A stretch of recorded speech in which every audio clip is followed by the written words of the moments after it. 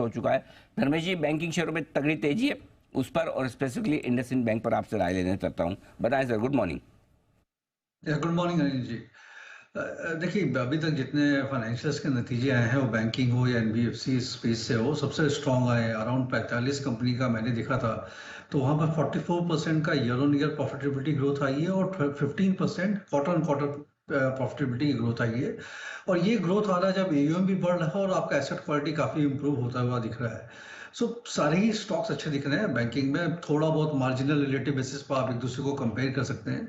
IndusInd bank में तो तेजी बरकरार ही है और मुझे लगता है ये भी चलती रहेगी। बट एक स्टॉक जो मुझे लगता है कि मौजूदा ये जो करंट तेजी चालू है वहाँ पर काफ़ी अच्छा आउट परफॉर्म करेगा, वो बजाज फाइनेंस दिख रहा है। बिकॉज 33-34% का एयूएम ग्रोथ आप लगातार पिछले 3-4 साल से मेंटेन कर रहे हैं, उसके बाद भी जो नेट एनपीए रेशियो है वो इम्प्रूव हो गया, 0.31% हो गया है।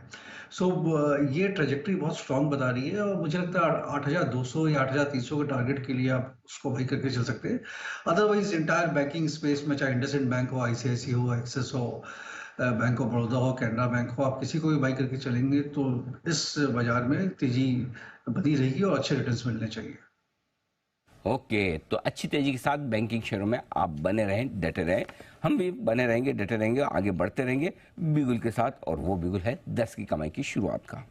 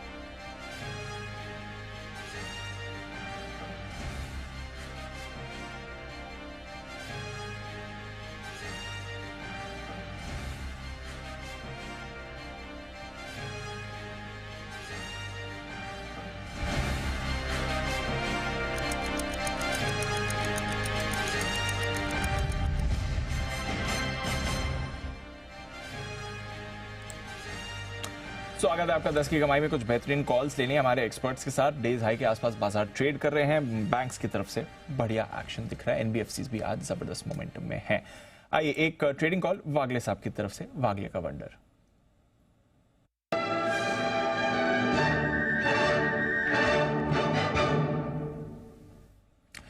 बताएं वागले साहब। दीपांशु, मेरा कॉल इंडसइंड बैंक पे ही है। इसमें एक बड़ा वाला ब्रेकआउट आया है और 1478 1479 में इसको 10 20 25 रुपए के लिए प्ले ना करे। मेरा मानना है ये 1540 1550 तक 1 से 2 दिनों में जा सकता है। इतना बड़ा मूव है मुझे दिखाई दे रहा है। आपका स्टॉप लॉस 1464 का होना चाहिए। ये है आपके लिए इंडसइंड बैंक, जहां पर आपको रखनी है नजर। एक्शन में ये दिख सकता है। सरी साहब को, सॉरी, वागिल साहब को धन्यवाद। तो वागिल साहब, मेरा तो मौका कम ही पड़ता है धन्यवाद देने का, तो इसलिए आपका दिल से बहुत बहुत आभार, बहुत बहुत धन्यवाद। इसी तरह से सर आशीर्वाद बनाए रखें। अनिल जी मैं बात कर सकता हूँ क्या? आप नहीं करेंगे तो कौन करेगा सर? आपको रखा ही हमने बात करने के लिए, और बात करने से ही तो बात बनती है। क्या बात कही आपने। वाह वाह। जी सर। अनिल जी, मैं आपके हर कॉल पे ऐसा रिएक्शन नहीं देता, एक आपको पता है। और क्या ज्यादातर ट्रेडर्स क्या करते हैं, 2-4-5 रुपए के लिए एंट्री करते हैं, निकल जाते हैं, बराबर है। तो मेरा मानना है जब ये इतना clear inverse head and shoulder pattern है, 1400 से लेकर 1470 का पूरा टॉप, मल्टीपल 6-7 टॉप इसने निकाला है, तो यहाँ से ऊपर 50 से 60 रुपए जाना ही चाहिए। तो जो जिसका लेवल 1520 1530 आता है, मेरा सिर्फ मानना है आप 1 से 2 दिन का टाइम दे दीजिए। स्टॉप लॉस 1464 का मैंने कंजर्वेटिव दिया है, आप थोड़ा सा और भी क्लोज ले सकते हैं। सो 15-20 रुपए का रिस्क लेके अगर आप 60-70 रुपए कमा सकते हैं, तो ये मेरा मानना है। और ऐसे मूव बहुत बार आती नहीं है, तो आप अगर अनलेस मार्केट का जो निगेटिव बनता है, इसमें बने रहे 1 से 2 दिनों के लिए, अच्छी खासी ट्रेडिंग मूव आपको 2 दिनों में मिल सकती है। ओके, तो ये है राय आपके लिए इंडसइंड बैंक पर आती हुई। वागले साहब की तरफ से परफेक्ट। और इसलिए सुबह भी हम ये कह रहे थे कि अगर आपने नीचे में कल और ऐड किया तो वो प्रॉफिट बुक किया, अदरवाइज दूसरे तीसरे टारगेट के लिए होल्ड करिए, बेचेगा मत जल्दबाजी। और 1490 का टारगेट जो था वो फ्यूचर्स का लगभग आ चुका है। तो अब यहाँ से आगे इसको बढ़ाने की जिम्मेदारी वागले साहब के बेहद मजबूत कंधों पर मानी जाएगी। और इस बीच वागले साहब के मजबूत कंधों पर एक विशेष टिप्पणी करने के लिए तैयार बंसल जी हो चुके हैं। जी बंसल जी, आप बहुत हाथ खड़ा कर रहे थे बीच में वागले साहब जब बोल रहे थे। नहीं अनिल जी, एक ही बारी हाथ अनिल जी रेस करा है, बार बार नहीं करा है अनिल जी। वो आपने अनिल जी जो 2 दिन पहले या कल या परसों में बोला था ना कि वागले साहब बदल गए हैं, पहले तो बड़ा इंट्रोवर्ट थे अब एक्सट्रावर्ट हो गए, मतलब कि काफी बोलते हैं। और आज तो अनिल जी पूछा उन्होंने आपसे, मतलब कि पहली बार, मतलब कि अभी इस पैनल में कोई भी ऐसा नहीं है कि आप बोले तो मैं बोलूं अनिल जी, और आप कभी मना भी नहीं करते हैं। हाँ। तो वागले जी में अनिल जी मैसिव ट्रांसफॉर्मेशन हो रहा है अनिल जी। अब ये कौन सा योगा कर रहे हैं सुबह, हाँ। ये कुछ पता करना पड़ेगा, तभी पता चलेगा अनिल जी। आमूल चूल परिवर्तन इसे कहा जाता है हिंदी में, जो वागले साहब में आपको दिखाई दे रहा है एकदम। और देखो मुस्कुराते हुए कितने अच्छे लगते हैं वागले साहब। ऐसा कभी किसी ने आपको ऐसा बताया वागले साहब पहले?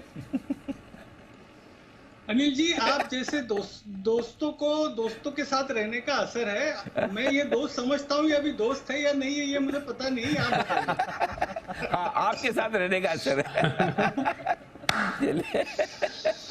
हाँ बिल्कुल है ये, मतलब वो परफेक्ट जा रहे हैं अभी एकदम बिल्कुल। चलिए बढ़िया, आइए 10 की कमाई में एक बार जरा राय ले ली जाए हमारे एक्सपर्ट से 10 की कमाई के तौर पर। उससे पहले धर्मेश जी और साथ ही जय जी और राकेश जी कुणाल जी तीनों 10 की कमाई के साथ तैयार हैं। तो पहले एक बार जरा धर्मेश जी से राय ली जाए। धर्मेश जी बताएं सर, आपकी 10 की कमाई का शेयर। अनिल जी वही बीएफएसआई स्पेस को आगे बढ़ाते हुए एनबीएफसी स्पेस से ही रहेगा। पूनावाला फिनकॉर्प पर 10 की कमाई करने की सलाह रहेगी। आगे नतीजे काफी अच्छे आए तो पिछले 6 क्वार्टर से कंसिस्टेंट ये 15-16% का quarter on quarter AUM growth दे रहा है। जो रन रेट आने वाले 2 साल तक कायम रहना चाहिए। 20,000 करोड़ का इसका ओईएम हो रखा है और एसेट क्वालिटी में लगातार इनका इंप्रूवमेंट या परिवर्तन देखने को मिल रहा है पॉजिटिव वे में। तो 0.71% का ग्रॉस एनपी है। आरओएज और निम्स स्टेबल हैं और काफी अच्छी डिपॉजिट ग्रोथ भी इसमें देखने को मिल रही है। तो मुझे लगता है कि अगर इसको आप थोड़े मध्यम अवधि के लिए रखें तो 410 का प्राइस टारगेट निकल के आता है। बट ये हमने अपने दिवाली पिक में भी रिकमेंड कर रखा है और दिवाली टू दिवाली के हिसाब से 450 रुपए का प्राइस टारगेट के लिए हम लोगों ने अपने क्लाइंटों को सलाह दी है। तो मुझे लगता है कि यहाँ पर गलत जाने की गुंजाइश बहुत कम है और जिस तरीके से इकोनॉमी में तेजी दिख रही है उसका पूरा इनको बेनिफिट मिल रहा है। सो 450 के लिए अगर 1 साल का नजरिया है तो पूनावाला फिनकॉर्प रख सकते हैं और छोटी अवधि के लिए 410 के टारगेट के लिए ट्रेड कर सकते हैं। तो 410 के टारगेट के लिए ट्रेड कर सकते हैं और थोड़ा अगर लंबा नजरिया बनाए तो 450 तक के भी टारगेट्स इस पर आ सकते हैं। हाई कन्विक्शन कॉल आ रहा है पूनावाला फिनकॉर्प पर धर्मेश कांत साहब की तरफ से। ओके, इस पर रखेंगे नजर। एक दो फार्मा काउंटर्स पर भी रखिए नजर। लुपिन पर एक अच्छी मूव आती हुई दिख रही है और अब थोड़ी मोमेंटम भी पकड़ रहा है। 3% ऊपर लुपिन का चार्ट इस समय हो गया। ये एक बजिंग स्टॉक है। एक बार बंसी जी लुपिन के चार्ट पर राय दे दें सर, बढ़िया मोमेंटम पकड़ रहा है इस समय।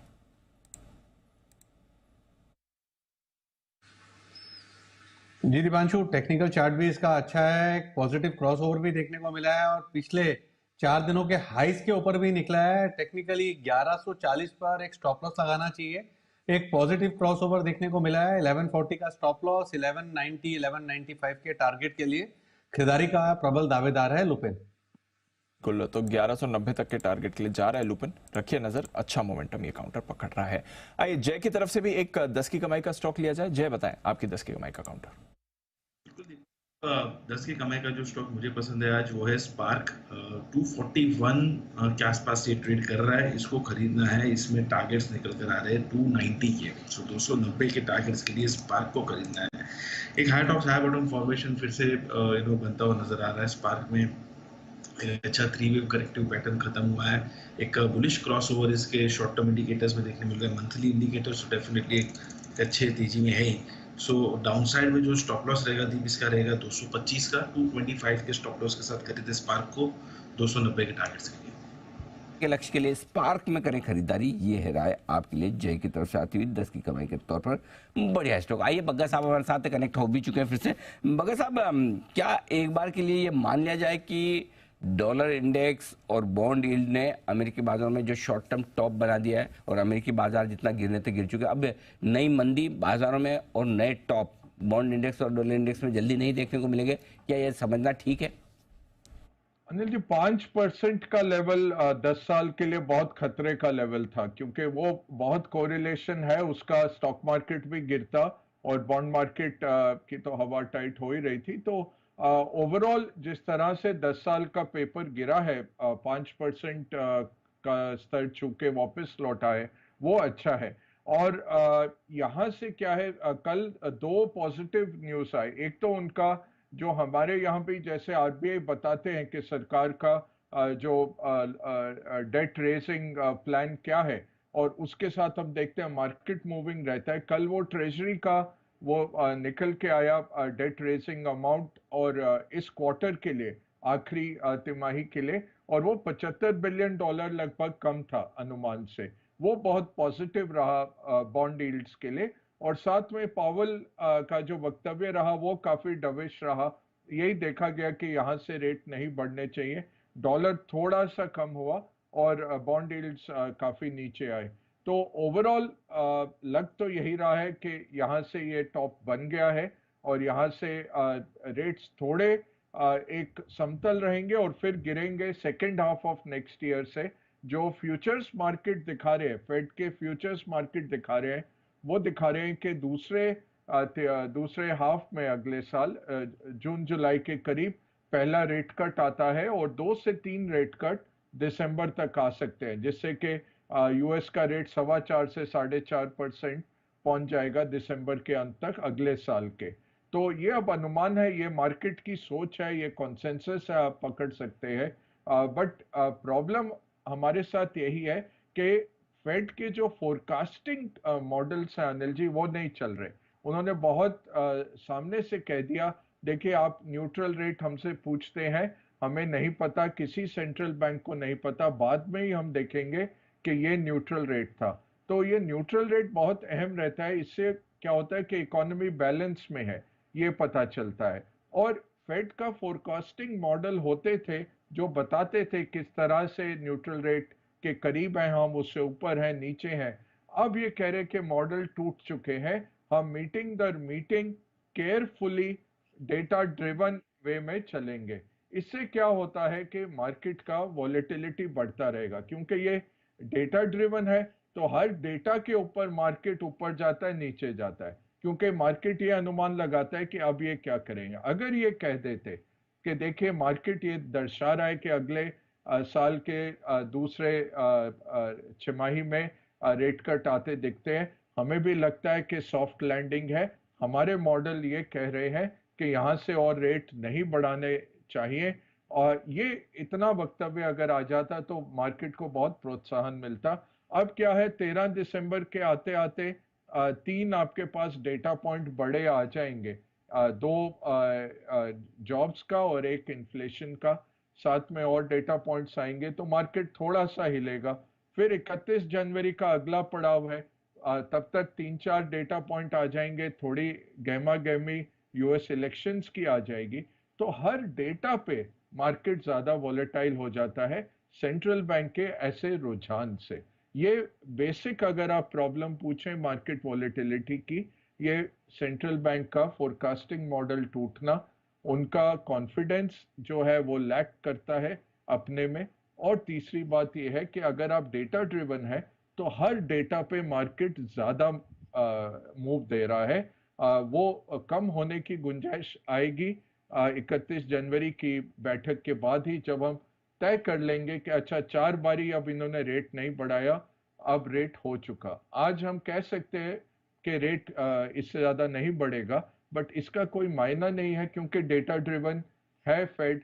तो अगर डेटा किसी तरफ जाता है वो बदल भी सकते हैं, खिड़की उन्होंने खोल के रखी हुई है, और इसके चलते मार्केट को भी अनुमान लगाना बहुत मुश्किल हो जाता है। ओके, तो ये है बड़ा आपके लिए पूरा का पूरा एक्शन। बाजार की तरफ से डेटा पर थोड़ा जरूरत से ज़्यादा एक्शन आता हुआ दिखा रही है, यही वजह से वोलेटिलिटी भी आपकी बढ़ती हुई नजर आ रही है। आइए बढ़ते आगे, और अब वक्त है एसपीएल मिड कैप स्टॉक के 2 खास मेहमानों का स्वागत करने का।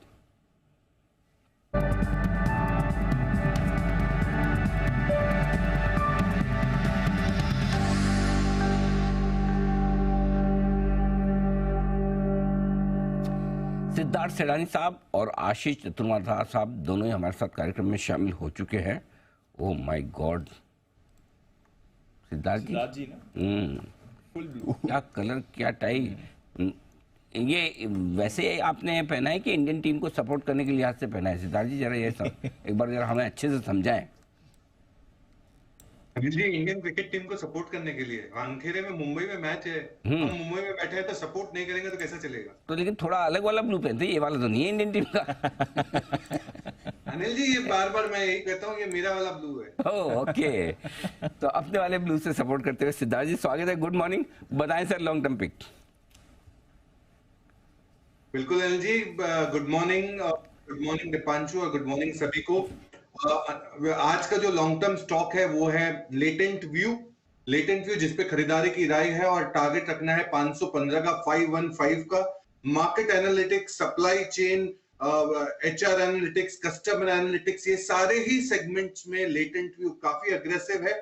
30 फॉर्च्यून 500 कंपनीज की 30 कंपनियां तो इनके क्लाइंटाइल है, जैसे कि अडोब, अमेज़न, स्नोफ्लेक्स। कामकाजी मुनाफा भी बढ़ते हुए दिखा है, एक्सपेक्ट कर रहे हैं कि 30% मुनाफा CAGR से ग्रो हो सकता है।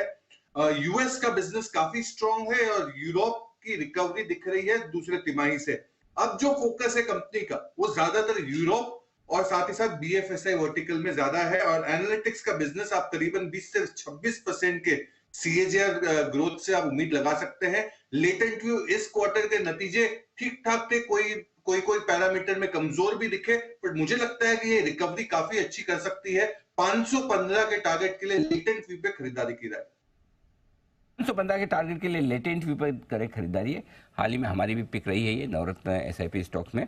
थोड़े से नंबर्स कमजोर आए थे, इस वजह से स्टॉक नीचे आया है, लेकिन इन कमजोर नंबर्स में ही आपके लिए टुकड़ों में खरीदारी करने का मौका भी है।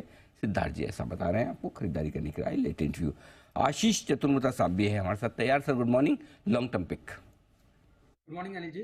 तो अनिल जी मैं जानना चाहूंगा CDSL के साथ, जिस पहले तो डिस्क्लोजर के स्टॉक हम पोर्टफोलियोज में एपेक्स स्ट्रेटेजी में ओन करते हैं और इस स्टॉक की चर्चा हमने 2 हफ्ते पहले भी आपके चैनल पे की थी, तब से एक बढ़िया अपमूव तो हमें देखने को मिला, बट अभी भी हमारा मानना है कि ये जो स्ट्रक्चरल ट्रेंड है ये अच्छा रहेगा। लेवल्स की बात करूं तो 1554 पे समय ट्रेड कर रहा है, बहुत ही बड़ा ब्रेकआउट मंथली चार्ट पर 1460 1470 की ट्रेजेक्ट्री में हुआ है और इस ब्रेकआउट को देखते हुए मुझे लगता है कि लॉन्ग टर्म जो टारगेट है वो स्टॉक का ऑल टाइम हाई क्रॉस होता हुआ हमें नजर आता है और जिसके चलते मुझे लगता है 1800 रुपए तक की ट्रेजेक्ट्री CDSL के स्टॉक में टेक्निकल बेसिस पर देखने को नजर आ सकती है।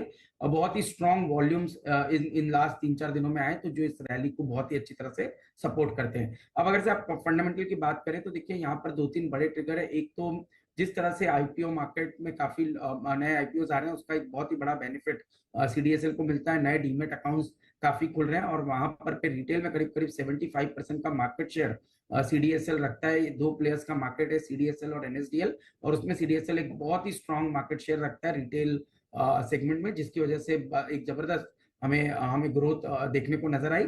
साथ ही साथ रिपोजिटरी का एक बिजनेस है, इंश्योरेंस रिपोजिटरी का बिजनेस, वो एक बहुत बड़ी ऑप्शनलिटी के तौर पर पॉजिटिव साइड पे हमें देखने को नजर आता है। और चौथा अभी एक नया न्यूज फ्लो जो आपने देखा है कि जिसके अंदर में ये कहा गया कि 14 लाख करीब जो कंपनीज है जो प्राइवेट मार्केट के अंदर में प्राइवेटली लिस्टेड है, उन कंपनीज को अब अपने शेयर्स को डीमटेरियलाइज कराना है सितंबर 2024 के पहले, जिसके अंदर में जो एक्सक्लूजन होगा वो स्मॉल कंपनीज के अंदर होगा। तो उसको भी देखें, उसको भी हटा भी दे तो भी एक बहुत बड़ी अपॉर्चुनिटी CDSL के लिए खुलती हुई नजर आती है। तो इन सभी को देखते हुए हमें लगता है कि एक बड़े ट्रिगर्स के साथ ये कंपनी स्ट्रॉन्ग मंथली ब्रेकआउट दे चुकी है। तो वो टेक्नो फंडा अप्रोच के अंदर मुझे लगता है CDSL एक 1800 रुपए तक के ट्रेजेक्ट्री तक जाता हुआ स्टॉक नजर आता है। 1800 रुपए तक के टारगेट के लिए CDSL में करें खरीदारी। आइए बढ़ते आगे। एक स्टॉक जो आज जबरदस्त सेक्शन में है वो है आज निफ्टी का भी टॉप गेनर, वायदा कारोबार का भी टॉप गेनर REC, माफ कीजिए निफ्टी में तो रानी वंस अपॉन अ टाइम था, वायदा कारोबार का टॉप गेनर है आज REC। इतनी तेजी की क्या वजह भाई, ऐसा क्या हो गया? REC भाग रहा है, उसके पीछे पीछे PSE भी भाग रहा है, दोनों तेज दौड़ लगा रहे हैं, जरा समझा जाए। नूपुर हमारे साथ है, कौन सी ऐसी रिपोर्ट है नूपुर जिसके दम पे इतनी दौड़ लगा रहा है? तो CLSA की रिपोर्ट है और मजबूत नतीजे भी आए थे कंपनी के, इसीलिए सीएलएसए का भरोसा बढ़ा है कंपनी पर। उन्होंने लक्ष्य बढ़ाया, मेंटेन किए बाई की रेटिंग को 260 से लक्ष्य बढ़ा के अब 340 रुपए का दिया है। और अपसाइड देखें तो 40 रुपए से आपको दिखेगी, यहाँ मौजूदा भाव से 300 रुपए का भाव फिलहाल चल रहा है। उनका कहना है कि डिसबर्समेंट्स में करीबन 133% की स्ट्रॉन्ग ग्रोथ आई थी, जिसके चलते लोन ग्रोथ 20% रही है YOY बेसिस पर, जिसके चलते नतीजे काफ़ी अच्छे थे, प्रॉफिट्स मार्जिन सब बेटर थे। इसलिए सीएलएसए का भरोसा इस स्टॉक पे अब और बढ़ते हुए दिख रहा है। मैनेजमेंट ने कहा है कि उनका लोन बुक का जो गाइडेंस है वो रीआइटरेट किया है। FY 2030 तक उनका जो टारगेट है 1000 करोड़ की लोन बुक का, वो भी उन्होंने मेंटेन किया है, वो भी सीएलएसए को पसंद आया है। इसीलिए सीएलएसए ने लोन ग्रोथ एस्टिमेट को 15% से अब बढ़ा के 19% कर दिया आने वाले 3 साल में। इनफैक्ट मुनाफे का भी जो एस्टिमेट है वो 4 से 8% तक एस्टिमेट्स को बढ़ाया आने वाले 3 साल के लिए। मैनेजमेंट ने 3.5% के मार्जिन रहने का भरोसा दिया है, जो सीएलएसए को बहुत पसंद आया। एसेट क्वालिटी में सुधार दिखी है। सीएलएसए का ये भी कहना है कि इंफ्रास्ट्रक्चर और रिन्यूएबल सेगमेंट में विस्तार करने वाली है कंपनी, जिसके चलते ग्रोथ आपको काफ़ी अच्छी आने वाले क्वार्टर्स में दिखेगी। और रिटर्न ऑन इक्विटी देखें तो आने वाले 3 सालों में सीएलएसए को लगता है कि 19 से 20% रहेंगे। तो बड़ा लक्ष्य बढ़ाया है सीएलएसए ने, REC पे 260 से बढ़ा के 340 रुपए किया है। ओहो, बड़ा अपग्रेड, 340 के टारगेट, और इसीलिए बढ़िया तेजी बनती दिख रही है। धर्मेश जी, राय आपको देनी है REC और PFC पर, बताएं सर।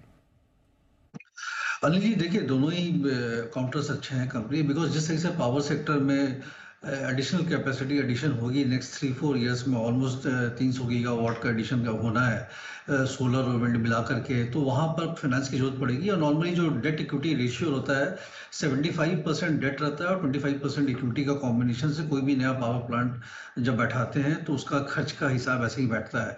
तो वहाँ पर मुझे लगता है जो 20% या 25% की इस सेक्टर के थ्रू जो ग्रोथ के एक्सपोजर की बात हो रही है वो वैलिड है, उतना हो जाएगा यहाँ पे।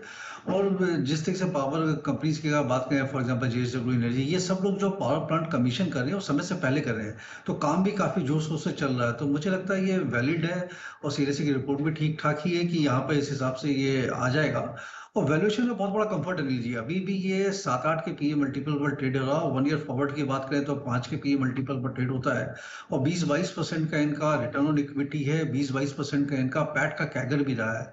सो अंडर वैल्यूड थे, वैल्यूएशन कैचअप चल रहा है। मुझे लगता है ये जो तेजी है वो मेंटेन रहेगी और 1 साल का अगर नजरिया रखते हैं तो 20% के आसपास का स्टॉक प्राइस एप्रिसिएशन तो बहुत आराम से मिलना चाहिए। सो REC एंड PFC दोनों ही बाई करके चल सकते हैं, सिंस पावर सेक्टर यूटिलिटी नहीं ग्रोथ सेक्टर हो गया आने वाले 2-3 साल के समय के हिसाब से। बिल्कुल ठीक बात है। तो REC और PFC दोनों ही स्टॉक दिख रहे हैं मजबूत। आइए पोजिशनल पिक्स का वक्त है। सिद्धार्थ जी से लेटेंट व्यू के बाद जानी जाए उनकी पोजिशनल पिक। सिद्धार्थ जी बताएं sir. Positional pick auto ancillary की कंपनी होगी क्राफ्ट्समैन ऑटोमेशन। कई समय से रेकमेंड करते आ रहा हूं, फिर लेके आया हूं। टारगेट आपको रखना है 5550, 5550 का टारगेट रखना है। Aluminium casting power train components की कंपनी है। दूसरे तिमाही के नतीजे दमदार आई 50% से बढ़ते हुए दिखी, कामकाजी मुनाफा भी 50% से बढ़ते हुए दिखा। मैनेजमेंट गाइडेंस को रिटेन कर रही है 15 से 20% का CAGR growth for next year. FY 24 का केपेक्स का भी गाइडेंस बढ़ाया है इन्होंने, करीबन 490 करोड़ का केपेक्स का गाइडेंस बढ़ाया है। 33% पैट से CAGR ग्रोथ होने वाली कंपनी। एल्यूमिनियम कास्टिंग का जो प्रोडक्ट है वो 2 व्हीलर स्पेस और पैसेंजर व्हीकल में दमदार ग्रोथ दिखा रहा है और हम मानते हैं कि 20% से ग्रो हो सकता है। तो क्राफ्ट्समैन ऑटोमेशन 5550 के टारगेट के लिए जरूर खरीदें। ओके, क्राफ्ट्समैन ऑटोमेशन, ये स्टॉक भी लगातार पसंद आता दिखा है सिद्धार्थ जी को और आज फिर से पोजिशनल पिक के तौर पर ये सामने आता हुआ दिख रहा है। आइए बढ़ते आगे और बग्गा साहब से एक सवाल और लेना। बग्गा साहब, पिछले कई दिनों से आप गायब थे। इसमें लोग मुझे पूछ भी रहे थे कि बग्गा साहब कहाँ हैं, तो हमने सोचा हो सकता है इजराइल हमास के बीच में जो ये तनाव चल रहा है तो उसमें कहीं सुलह समझौते में बग्गा साहब बाहर काफ़ी बिजी रहे हों। अगर वहाँ बिजी थे तो भी बताइए क्या डेवलपमेंट हुआ, वहाँ नहीं कहीं और बिजी रहे तो ये बताइए इन दोनों के बीच में सुलह समझौता कब और कैसे होगा, क्योंकि लोग थोड़े डरे हुए तो यही है ना कि हो क्या रहा है, आगे क्या होगा। जरा समझाएं सर, ये सिचुएशन कब ठीक हो सकती है या कितनी खराब हो सकती है। अनिल जी देखिए, भारत के लिए सिचुएशन तभी खराब होगी अगर तेल की कीमतें और बढ़ेंगी या कॉस्ट ऑफ कैपिटल आपका बढ़ेगा अमेरिका में पॉलिसी मिसस्टेप। ये दो आप कह सकते हैं कि हमारे लिए ज़्यादा रिस्की डेवलपमेंट्स हो सकते हैं। अब रही बात इसराइल हमास की, तो है तो बड़ा खेदजनक डेवलपमेंट है, और इसमें ये कितना और बढ़ेगा। जंग तो चल रही है पिछले 75 साल से, और यह है कि इंटेंसिटी बढ़ी है। इजराइल गाजा का जो स्ट्रिप है उसको दो में सेपरेट कर देगा, और पहले जो नॉर्दर्न गाजा है वहाँ पे इजरायली टैंक ऑलरेडी तैनात है। गाजा सिटी अगले 1-2 दिन में उनके काबू में आ जाएगा, और फिर हमास के जो फाइटर्स है उनका सफाया किया जाएगा। यहाँ से बढ़ सकता है क्या युद्ध? मुश्किल है, मेरे ख्याल से तो नहीं होगा, क्योंकि अगर बढ़ेगा तो मतलब होगा कि ईरान डायरेक्टली आता है, तो फिर ईरान वर्सेस अरब देश जो उनका म्यूचुअल डिस्ट्रेस है उसके कारण मुश्किल है ईरान को सस्टेन कर पाना। तो गुंजाइश तो कम है, बट यूक्रेन में पूरा दुनिया गलत था, लगा नहीं था कि यूक्रेन इतनी देर तक होल्ड कर पाएगा या रशिया इतनी देर तक यूक्रेन का कैंपेन चलाता रहेगा।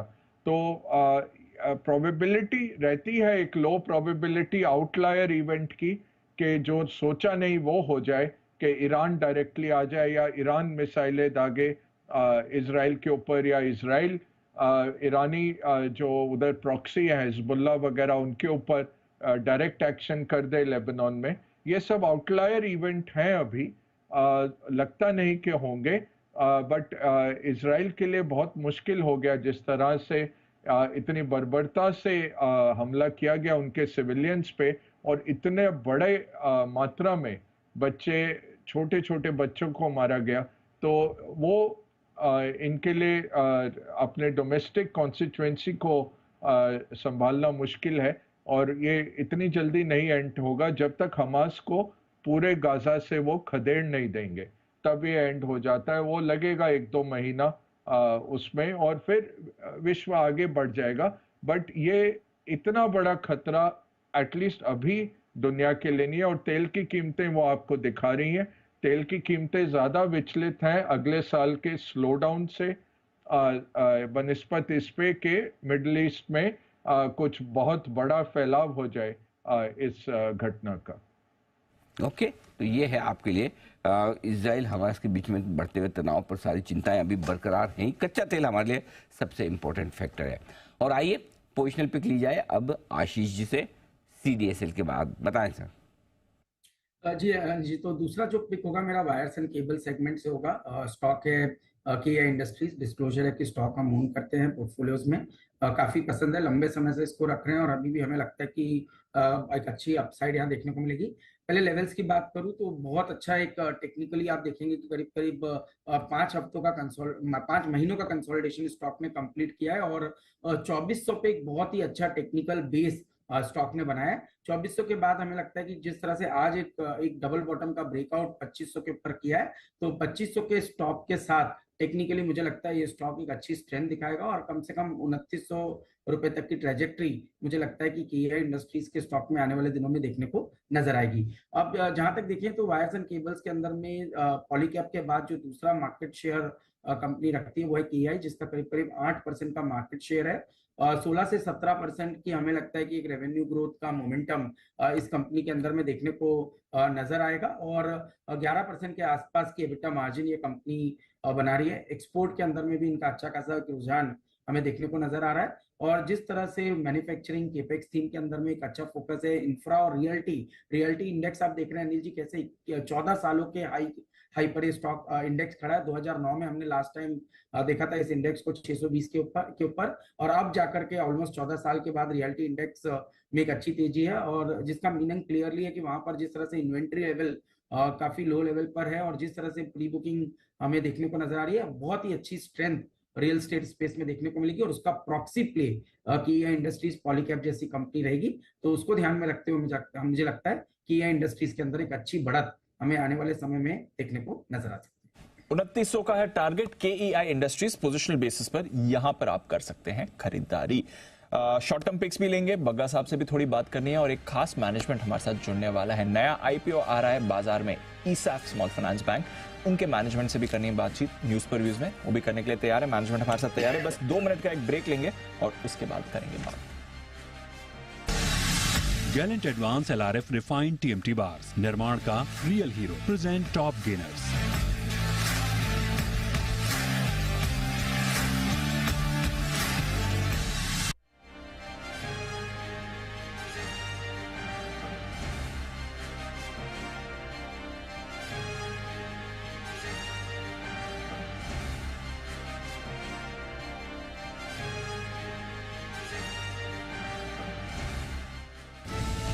सुपर शक्ति पेश करते हैं super strong stocks of the day. Advanced wide ribbed super शक्ति TMT बार हर निर्माण को बनाता है सुपर स्ट्रॉन्ग।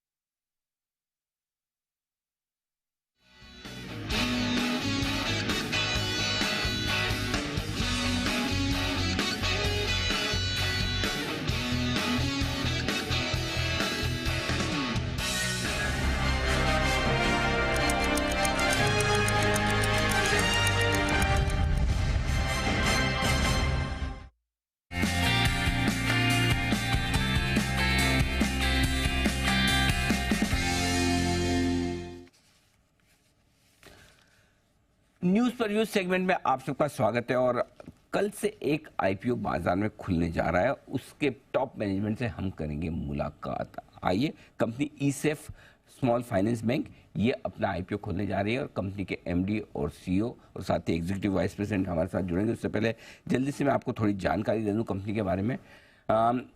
2016 मई में ये बैंक बना था और 2017 से स्मॉल फाइनेंस बैंक के तौर पर कामकाज शुरू किया, तो 5 से 6 साल पुराना बैंक है।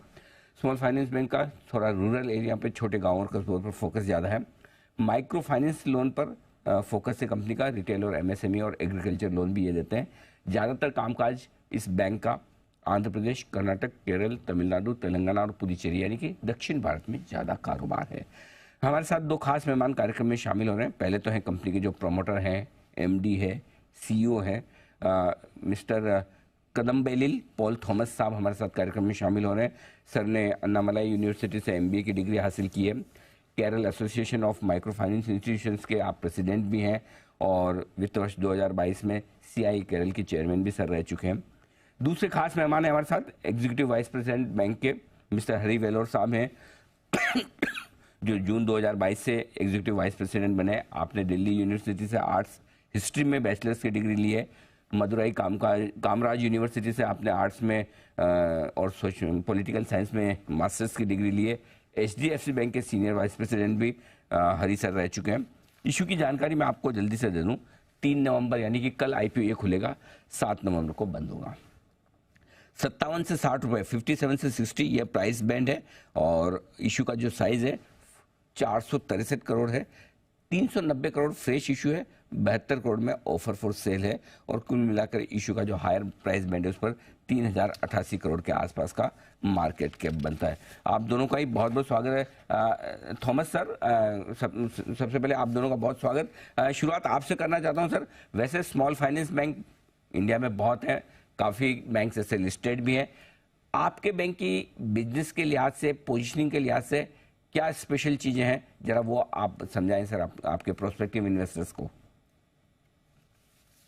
Okay, so we are a rural and semi-urban focused bank, and 90% of our deposits are mobilized from retail depositors, and we are in this space of micro lending space for the last 30 years.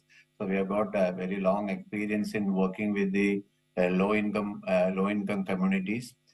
So these are all some of the differentiators of ISAF Bank. So और ये भी correct है कि 2004 में हमने मध्य प्रदेश, महाराष्ट्र और छत्तीसगढ़ में branches setup किए थे। अभी 20 साल से उन टेरिटरीज में भी काम कर रहे हैं। ऐसा है कि जहां अपॉर्चुनिटीज होता है हम जाते हैं। तो साउथ में तो शुरू हुआ था, लेकिन अब तो हम ऑल इंडिया ऑर्गेनाइजेशन भी हो गया है और फ्यूचर में भी ज्यादा अपना इन्वेस्टमेंट और अपना क्या है बिजनेस नॉर्थ इंडिया में होगा ही।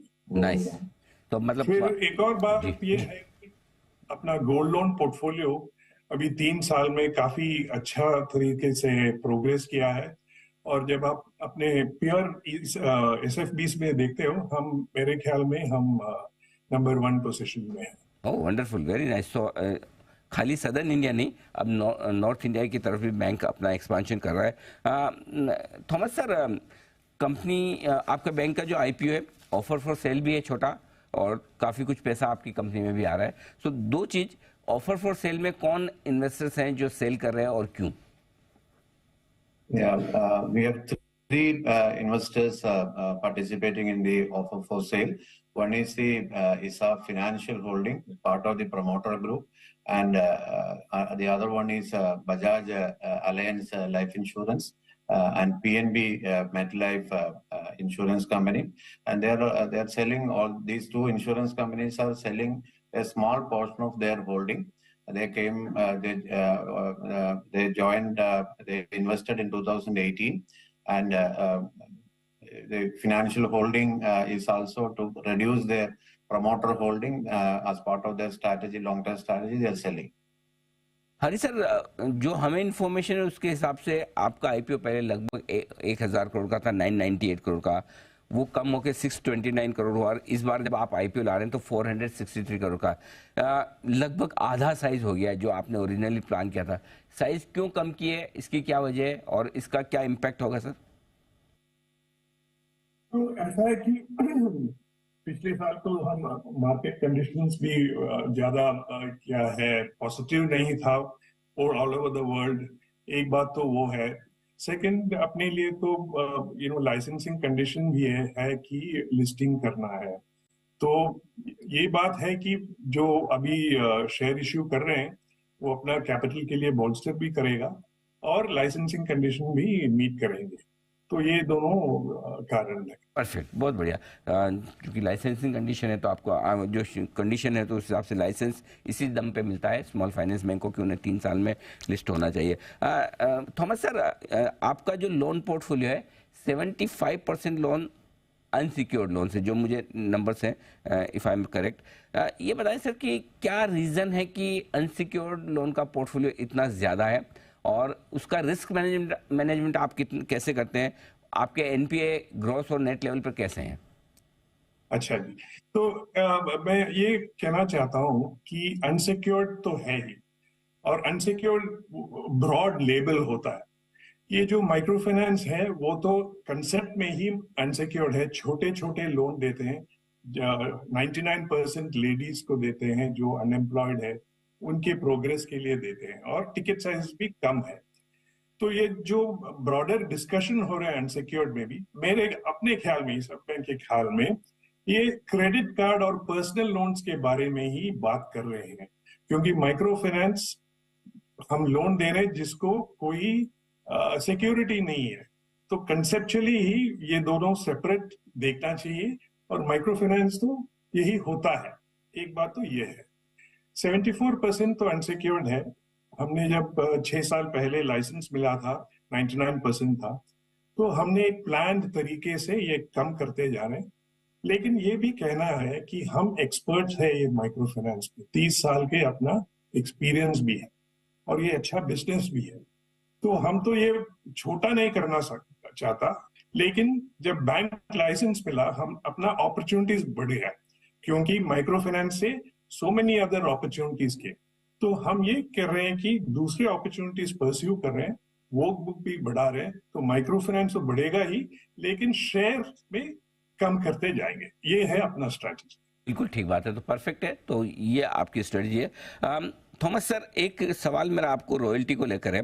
ईसैफ फाउंडेशन को आपका बैंक रॉयल्टी पे करता है, ये रॉयल्टी पेमेंट का रीजन क्या है? क्यों आपको रॉयल्टी देनी है, कितनी देनी है और कब तक देनी है? So I started ISAF as a non-profit charitable society in 1992, and micro credit business was also started in the NGO. Then in 2008, I promoted a NBFC in the same name as ISAF Microfinance, and but the name ISAF belongs to the NGO, the non-profit, and they have given. In 2020, the bank entered into an agreement with the NGO to use the name with a royalty of 0.3% of the total revenue, and this is for a 15-year period. And bank has at any time bank has the right to discontinue this, but bank has evaluated.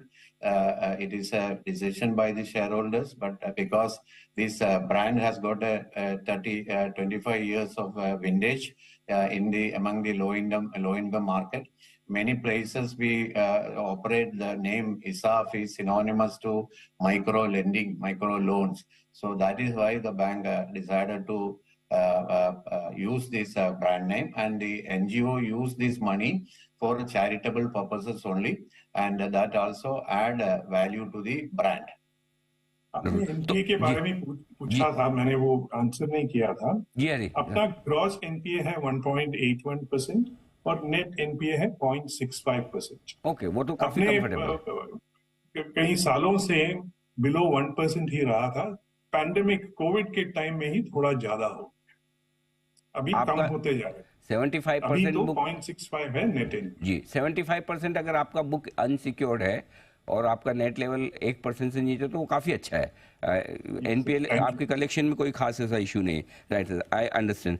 अच्छा sir, एक चीज और बताइए हरी sir, ये एक जो मैं आपका डीआरएच में पढ़ रहा था कि जो कुछ भी प्रमोटर स्टेक बेच रहे हैं वो कुछ आपको इसे फाइनेंशियल होल्डिंग में बायबैक करना है, ये क्या अरेंजमेंट है? जरा इसको आप एक्सप्लेन कर पाएंगे sir?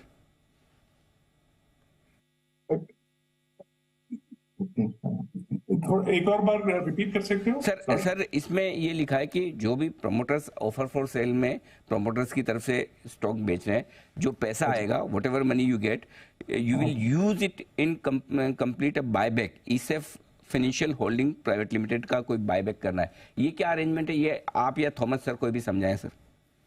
So in ISAR Financial Holdings, it is a unlisted entity. It's a NBFC CIC, so which has got three major shareholders and few individual shareholders.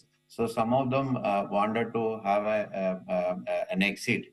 So the holding company decided to use the OFS money to buy back the shares, so that they get some liquidity. The shareholders get some liquidity. Okay Hari sir, if I understood right, royalty का payment 15 साल के लिए, 15 years के लिए, right, जो Thomas ने कहा, और अगर बैंक चाहे तो डिसकंटिन्यू भी कर सकता है। ये 15 साल में से कितना साल कंप्लीट हो चुका है, कितना साल और रॉयल्टी देना है sir? Now 3 years completed. Okay, so 12 more years, 0.3% of your total revenue, right sir? Yeah. Perfect. 0.3. Okay, अच्छा हरी सर, एक और सवाल है कि FY22 और FY23 आपके कैश फ्लो थोड़े से नेगेटिव थे, मैं भी इन्वेस्टमेंट्स का कोई शायद एडजस्टमेंट था, क्या इस साल कैश फ्लो पॉजिटिव रहेंगे और आगे फ्यूचर के लिए किस तरह का आउटलुक है सर? ऐसा है कि इस साल तो अपना फर्स्ट क्वार्टर का रिजल्ट तो डिक्लेयर हो गया है, अबाउट 129 करोड़ और सो प्रॉफिट डिक्लेयर किया है। तो इस साल तो पिछले साल हमने बुक्स कंप्लीटली क्लीन किया है, बिल्कुल क्लीन किया। तो इस साल तो वी विल सी दी क्या है the benefits out of that. पहले क्वार्टर में we had the network had become 1830 crore, और अपने ख्याल में you know the prospects are looking very good. कि मार्केट कंडीशन थोड़ी ठीक नहीं थी, इसलिए आपने आईपीओ का साइज रिड्यूस भी किया, लेकिन क्या फ्यूचर में भी आपको फिर से फंड्स की जरूरत पड़ेगी, कुछ और ऑफर फॉर सेल या कुछ और फंड रेजिंग हो सकता है? एक और दूसरा क्वेश्चन ये कि जो बायबैक अरेंजमेंट था जिसके लिए भी प्रमोटर्स को बेचना पड़ा, तो क्या वो बायबैक अरेंजमेंट कंप्लीट हो गया है या प्रमोटर को और स्टेक बेचनी पड़ सकती है आगे अगर और कुछ बाकी है तो? ये दोनों चीज बताएं सर। अच्छा, पहले मैं कहना चाहता हूँ ये जो ऑफर का सेल है वो बस 3% ही है। ओके। और ये जो इंश्योरेंस कंपनीज बेच रहे हैं वो तो उनके होल्डिंग्स के 10%, इनफैक्ट लेस देन 10% है, तो इट्स अ स्मॉल अमाउंट। तो वो उतना ज्यादा क्या है फर्क नहीं पड़ता उनकी होल्डिंग्स में।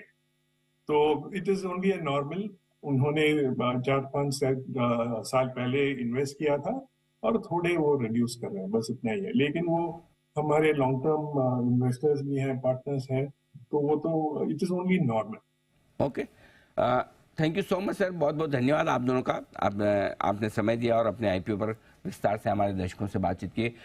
Thomas sir, Hari sir, thank you so much and wish you all the best for your forthcoming IPO. Thank you sir. Thank you.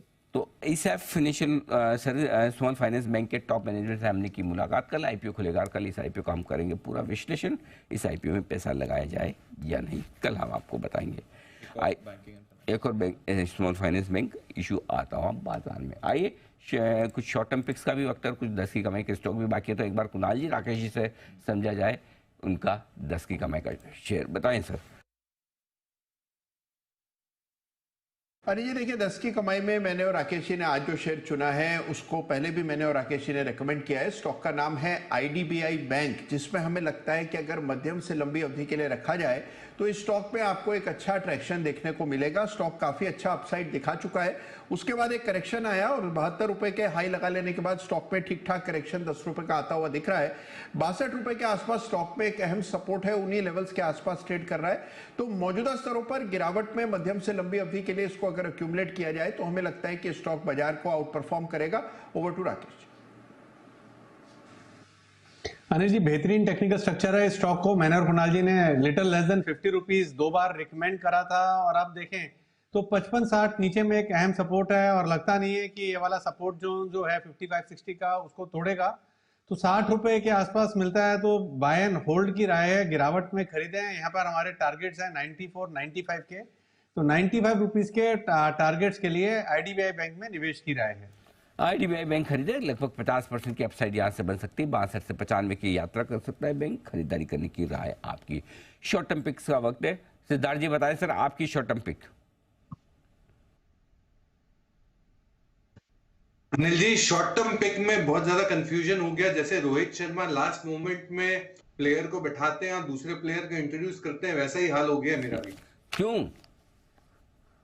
क्योंकि अनिल जी, जो स्टॉक मैंने चुना था शॉर्ट टर्म में, वो अभी के अभी 8% चल चुका है, 8%। तो मैं सोच रहा हूँ कि इसको बैठा दूं और दूसरे प्लेयर को, खिलाड़ी को ले आऊं। अच्छा, तो थोड़ा आपको अगर समय चाहिए इस रिप्लेसमेंट के लिए तो नहीं रेडी है अनिल जी। अच्छा, रेडी है। अच्छा, तो फिर चला कौन चला 8% ऐसा स्टॉक?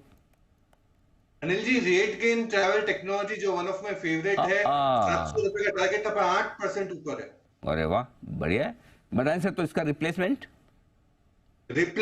होगा इंडियन बैंक। इंडियन बैंक इसका रिप्लेसमेंट हो रहा है। रेट गेन इसलिए नहीं दे रहा हूं क्योंकि 8% चला हुआ, इतनी चढ़ाई पे नहीं इसको स्टॉक लेना चाहिए। इंडियन बैंक पे खरीदारी की राय है। टारगेट है 464 का। 4.7 लाख करोड़ की लोन बुक है। 5,700 के करीब ब्रांचेस है। नतीजे दमदार, मुनाफा 60% के ऊपर। GNPA भी नीचे गिरावट में दिखा। रिटर्न ऑन एसेट्स एक बहुत इंपॉर्टेंट आंकड़े होते हैं बैंकिंग स्पेस के, वो 1.06% पे देखे गए हैं। बैंक एम कर रही है करीबन 10 से 12% का क्रेडिट ग्रोथ FY24 में, और मार्जिन गाइडेंस भी अच्छा 3.4% के करीब देख रही है। बैंक ये भी समझती है कि ROA जो है, रिटर्न ऑन एसेट्स, वो 1% के ऊपर बरकरार रह सकता है। तो इंडियन बैंक पे खरीदारी की राय है। टारगेट 464 464 के स्टॉक टारगेट के लिए करें खरीदारी। ये इंडियन बैंक में राय। 434 से 464, 30 रुपए की तेजी के लिए। थोड़ी देर में आशीष जी भी बताएंगे उनकी शॉर्ट टर्म पिक, लेकिन उससे पहले वक्त है हमारी खास चीज, मार्केट दिवाली से दिवाली तक।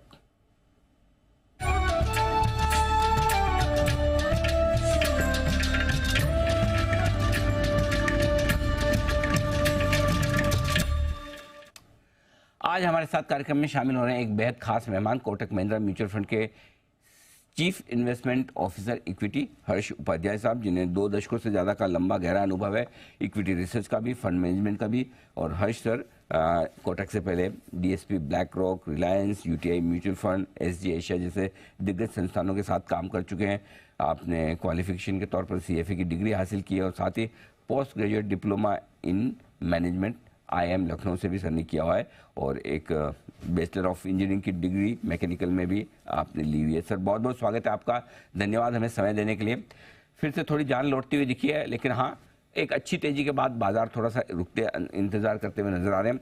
साल भर का व्यू आपसे पहले लेना चाहता हूँ, इस दिवाली से लेकर अगली दिवाली तक क्या व्यू बनता है आपका बाजार पर, और क्या कुछ खास बातें जो हमें ध्यान में रखनी चाहिए सर?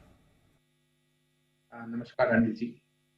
यहाँ से लेके अगले दिवाली तक मार्केट तो अच्छा ही रिटर्न देने का उम्मीद करते हैं। तो हमें तो लगता है कि शायद थोड़ा वोलेटिलिटी ज्यादा रहेगा। देखिए, एक तो वैल्यूएशन महंगे हो चुके हैं, करीब करीब 6 महीने से मार्केट चल चुका है, तो उस हिसाब से वैल्यूएशन थोड़े महंगे हुए हैं, स्पेशली मिड कैप और स्मॉल कैप बास्केट में। और एक बड़ा इवेंट भी है जो जनरल इलेक्शंस का। ये सब देखते हुए शायद इस साल का जो दिवाली के बाद का जो 1 साल है, वहां पे वोलेटिलिटी शायद जरूर ज्यादा दिखाई देगा, लेकिन रिटर्न्स भी बनना चाहिए, ये हमारा उम्मीद है। और अगर आपको कोई थीम पे बेट करना है तो हमें लगता है कि इस दिवाली पे मैन्युफैक्चरिंग एक अच्छा थीम है, इस पे बेट करना चाहिए। ये सिर्फ 1 साल के लिए नहीं, अगले 3-5 साल में भी ये अच्छा खासा रिटर्न मिल सकता है। ओके, मैन्युफैक्चरिंग है वो थीम जिसमें अगले 3 से 5 साल तक के लिए आपके लिए बढ़िया रिटर्न मिल सकता है। पहले सर शुरुआत नतीजों के सीजन के साथ ही करें। अब तक जो रिजल्ट्स आए कैसे दिख रहे हैं आपको, पूरा सीजन कैसे देख रहे हैं, और कहाँ आपको लग रहा है कि अच्छे नतीजे हैं और कहाँ कमजोर? देखिए, करीब करीब 60% निफ्टी के कंपनीज अभी तक नतीजे दे चुके हैं। और अगर इस बास्केट को हम एनालाइज करते हैं तो क्लियरली 3.5 से 4% का पैट लेवल पे एक्सपेक्टेशन से बेहतर रिजल्ट्स आए हुए हैं। तो हो सकता है कि सेकेंड हाफ जो अर्निंग सीजन है वो यूजुअली थोड़ा सा कमजोर रहता है, तो उस हिसाब से ये 3.5-4% का जो बीट है वो शायद थोड़ा कम हो जाएगा। लेकिन इस क्वार्टर में ऐसा कुछ भी रीजन नहीं है जो अर्निंग्स को लेते हुए किसी को निराश होना चाहिए। और जो बैंकिंग, ऑटो और काफी सारे जो डोमेस्टिक सेक्टर्स हैं वहाँ पे सब रिजल्ट्स अच्छे खासे आए हैं। तो मेरे ख्याल से इस रिजल्ट सीजन को देखते हुए कोई अर्निंग्स अपग्रेड या डाउनग्रेड बहुत ज्यादा हेडलाइन लेवल पे नहीं होगा, लेकिन जरूर इस बात को याद में रखना चाहिए कि क्रूड ऑयल करीब करीब $70 से 85-90 तक पहुंच गया है। तो उस हिसाब से दिसंबर या मार्च क्वार्टर में थोड़ा सा मार्जिन्स पे एडवर्स इम्पैक्ट हो सकता है। और एज इट इज जो फेवरेबल बेस था वो सबसे अच्छा था सितंबर 22 का बेस, जो अभी हम ईयर ऑन ईयर नंबर्स पे देख रहे हैं। जैसे हम आगे बढ़ेंगे दिसंबर 22 और मार्च 22 जैसे बेस बनेंगे तो वहां पे थोड़ा वो अनफेवरेबल हो जाएगा और यहाँ पे मार्जिन्स पे भी थोड़ा असर पड़ सकता है। तो ओवरऑल सेकेंड हाफ में थोड़ा सा नरम रिजल्ट्स देखने का आशंका है। ओके, थोड़ा सा नरम रिजल्ट सेकंड हाफ में दिखेगा। अब तक 60% निफ्टी की कंपनियों के नतीजे आए हैं, ये तो दिख रहे हैं मजबूत। एक और चूंकि हम दिवाली से दिवाली तक की बात कर रहे हैं पंकज जी, थोड़ा सा हमारे लोकल फैक्टर्स में इलेक्शंस का भी, राज्यसभा विधानसभा के भी चुनाव है और बाद में लोकसभा के भी चुनाव होने वाले हैं, तो लोग थोड़ा समझना चाहते हैं कि इलेक्शन के पहले अपनी पोर्टफोलियो की पोजिशनिंग किस तरह से की जाए, जरा वो समझाएं सर। देखिए, इसमें मार्केट लेवल्स नहीं देखना चाहिए, मार्केट के वैल्यूएशंस लेवल्स देखने चाहिए। अगर लार्ज कैप के वैल्यूएशंस अभी देखते हैं तो वो फेयर लेवल पे हैं हमारे हिसाब से, तो वहां पे इसी लेवल पे या इसके नीचे लेवल पे इलेक्शन फेज को एंटर करते हैं तो वहां पे अगर इलेक्शन के नतीजे भी डिसअपॉइंट करते हैं तो कोई ज्यादा नेगेटिव रिएक्शन नहीं रहेगा। अगर होगा भी वो सस्टेनेबल नहीं होगा और मार्केट फिर ऊपर आ जाना चाहिए क्योंकि अर्निंग्स तो ठीक ठाक चलती है। लेकिन अगर हम मार्केट ऐसे एक वैल्यूएशन जोन में से इलेक्शन फेज में एंटर करते हैं जहां पे महंगे वैल्यूएशन हैं, तो वहां पे अगर नतीजे ठीक भी आते हैं तो हो सकता है थोड़ा प्रॉफिट बुकिंग हो, या नतीजे ठीक नहीं है तो डेफिनेटली डिसअपॉइंटमेंट रहेगा, तो वहां पे वोलेटिलिटी ज्यादा हो सकता है। तो उस चक्कर में वैल्यूएशन लेवल्स को ध्यान में रखना बहुत जरूरी है। तो हमारे हिसाब से आज के दिन की जो वैल्यूएशन है, लार्ज कैप में कोई बहुत ज्यादा मंदी करने का या नेगेटिव रहने का कोई चीज नहीं है, लेकिन मिड एंड स्मॉल कैप में थोड़ा संभल के करना चाहिए। तो शायद यहाँ पे थोड़ा रुक सकते हैं या स्टैगर्ड वे में अप्रोच कर सकते हैं, लमसम डालना शायद यहाँ पे ठीक नहीं रहे। ठीक बात है, mid cap small cap share ज्यादा भागे, वहाँ थोड़ा सावधान रहें, बाकी लार्ज कैप्स में वैल्यूएशन अभी भी आकर्षक है। अब सर बताएं, क्या पसंद है आपको निवेश के लिए आज से हमारे बाजारों में और कहाँ दूर रहना चाहिए? देखिए, डोमेस्टिक जो बिजनेसेस हैं वो सभी बिजनेसेस काफी ठीक ठाक कर रहे हैं ग्रोथ रेट के हिसाब से। अगर आप ग्लोबली भी भारतवर्ष के जो इकोनॉमिक ग्रोथ को देखते हैं तो काफी रेजिलिएंट ग्रोथ है भारत का, तो वो कंटिन्यू रहेगा। तो उस हिसाब से हमें लगता है कि ग्लोबल फेसिंग इंडस्ट्रीज से ज्यादा जो डोमेस्टिक इंडस्ट्रीज हैं वहां पे नतीजे ठीक ठाक आएंगे अगले 1 साल में, और वहीं पे शायद ज्यादा पैसा बनेगा। उस हिसाब से हमारा जो ओवरवेट पोजिशन है वो है ऑटोमोबाइल और ऑटो एंसिलरीज, इंडस्ट्रियल्स, सीमेंट, ये कुछ सेक्टर्स हैं जहाँ पे ओवरवेट एक्सपोजर है। और जो नतीजे आएंगे नेक्स्ट ईयर के, वो नतीजे भी यहाँ पे जो अर्निंग्स ग्रोथ रहेगा वो मार्केट एवरेज अर्निंग्स ग्रोथ से बेहतर रहेगा। तो उस हिसाब से पैसा तो बनना चाहिए।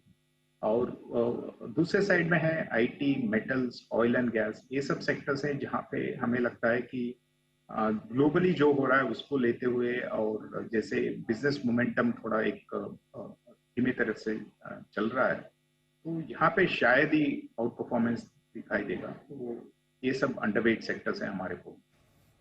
Okay, perfect. तो यहाँ पर आपके लिए खरीदारी के निवेश के मौके भी हैं, तो सावधान रहने की भी जरूरत, जो सारे सेक्टर्स आपको बताए हर्ष उपाध्याय जी ने।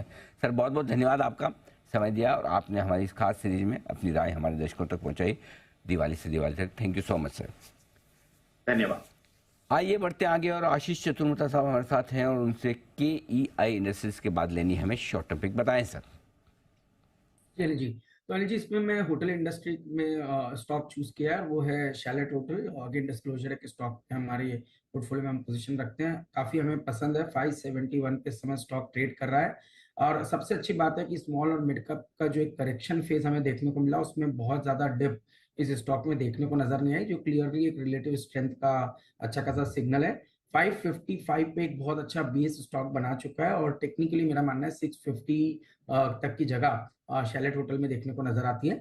अभी यहाँ पर हमें दो एडवांटेज मिलते हैं। एक तो होटल इंडस्ट्री का जो अपसाइकिल है, जहां पर हम देख रहे हैं average room rate double digit में ग्रो कर रहे हैं, और साथ ही साथ ऑक्यूपेंसी जो है वो 70% के आसपास और ऊपर भी इस स्पेस में नजर आ रही है। तो उसका तो एक क्लियर बेनिफिशियरी शैलेट होटल है ही। साथ ही इनका जो ऑफिस रेंटल का जो पोर्टफोलियो है वो भी काफी अच्छा कर रहा है। तो ओवरऑल आप देखेंगे जैसे डीएलएफ के या दूसरे भी रियल एस्टेट प्लेयर्स के नॉन एसीजेड जो रेंटल पोर्टफोलियोज है वो काफी अच्छा परफॉर्म कर रहे हैं। तो जिसकी वजह से मुझे लगता है शैलेट होटल इन दोनों की अप ट्रेंड्स का बेनिफिशियरी नजर आ रहा है। दूसरी बात, मार्जिन, एबिटा मार्जिन 45% के रेंज में, और जो लगता है हमें 18% कैगर ग्रो करेगी आने वाले 3 सालों के अंदर में।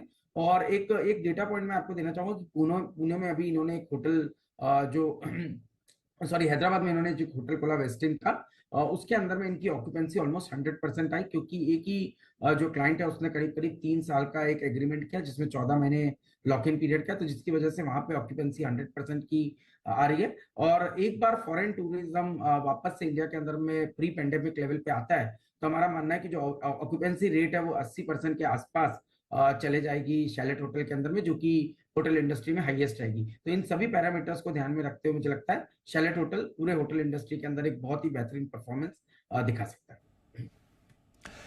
शैलेट होटल यहाँ पर आपको करके चलनी है खरीदारी, एक्शन में ये काउंटर भी रह सकता है। तो कुछ बेहतरीन पिक्स आ रहे हैं हमारे एक्सपर्ट्स की तरफ से भी।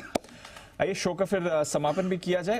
अच्छा मोमेंटम है बाजार का, हल्का सा आप ऊपर से थोड़ा नीचे आए हैं, जो होता भी है 11 बजे के आसपास, थोड़ी ऊपरी तरह से मुनाफा वसूली हुई है, बट 125 अंकों की तेजी निफ्टी होल्ड कर रहा है, 400 अंकों की तेजी आपके लिए बैंक निफ्टी होल्ड करते हुए दिख रहा है।